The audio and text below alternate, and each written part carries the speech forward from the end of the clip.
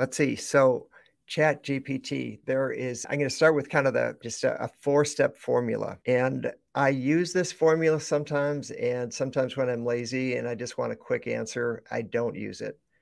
But ChatGPT is only as good as how you communicate. And if you're a good communicator, if you're actually someone that trains employees and you know how clear your communication has to be and how specific, then you're going to be really good at ChatGPT, because the more specific you could be, the better results you're going to get. And one little tidbit that I'll throw in, there was a study on if you're polite to ChatGPT, if you're going to get better results. And the verdict is the more polite you are to ChatGPT, you're going to get 11% better results. Believe it or not, I know you think, no, I'm just talking to a robot or in a computer, but that's the results of a study. So use those please and thank yous. All right, so the four-step formula is: first, tell chat what you want it to be. Like, you are an expert, and then fill in the blank.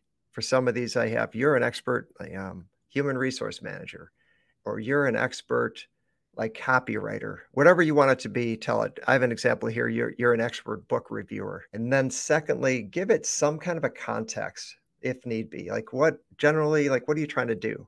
For the job ad one, you're trying to hire, let's say in my example, a sales rep. So, hey, I'm trying to hire a sales rep for my company.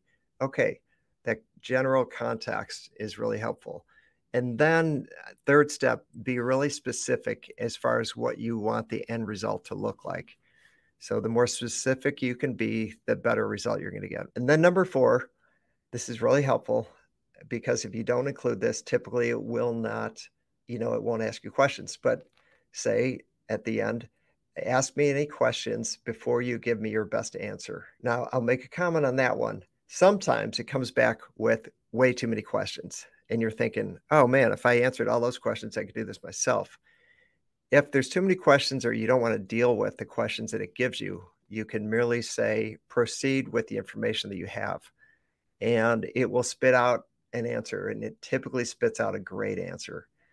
I have an example in here where it asked me a bunch of questions. I don't answer them all. I just kind of gave the quick answers, and then it fine-tuned a response. So that is kind of a four-step formula for prompts when you're speaking with ChatGPT.